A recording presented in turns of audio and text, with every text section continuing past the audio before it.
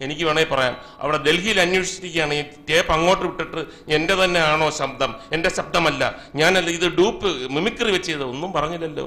സത്യസന്ധമായി ഏറ്റെടുത്തു, ഞാൻ തന്നെയാണ്. അതിനെങ്കിലും ഒന്ന് പ്രശംസിക്കണം, എന്നെ പ്രശംസിക്കണം. ആ സമയം തന്നെ എത്രയോ പേരെൻ്റെ അടുത്ത് പറഞ്ഞു, കോട്ടയം നസീർ അല്ലയോ ഇത് കോട്ടയം നസീറിന്റെ ശബ്ദം പോലെ ഇരിക്കുന്നു. എനിക്ക് പുല്ലുപോലെ പറഞ്ഞൂടെ കോട്ടയം നസീറാന്ന്?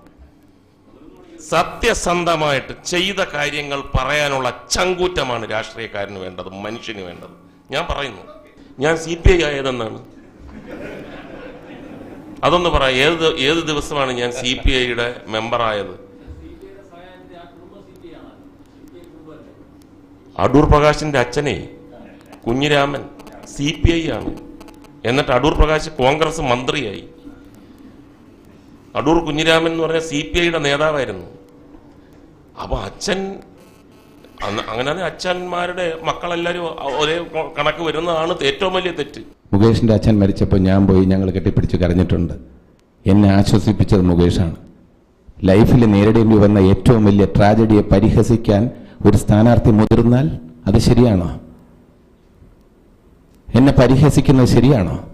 എൻ്റെ ലൈഫിലെ ഏറ്റവും വലിയ ട്രാജഡി എന്നെ ഞാനാക്കിയത് എൻ്റെ അച്ഛനാണ്.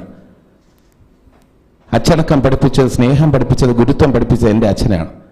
ആ അച്ഛൻ്റെ മരണത്തെ പരിഹസിച്ച് പ്രസംഗിക്കുക എന്ന് പറയുമ്പോൾ അത് ഒരു അല്പമെങ്കിലും ഹൃദയമുള്ള ഒരു വ്യക്തിക്ക് കഴിയില്ല. അല്പമെങ്കിലും മനുഷ്യത്വം എന്നുള്ളതുണ്ടായിരുന്നെങ്കിൽ അദ്ദേഹം ഇങ്ങനെ എന്നെ പരിഹസിക്കില്ലായിരുന്നു. ഒരുപാട് വേദനയുണ്ടായി. പക്ഷെ എൻ്റെ സുഹൃത്തുക്കൾ എല്ലാവരും പറഞ്ഞു, അതിനെതിരെ നീ പ്രതികരിക്കണ്ട.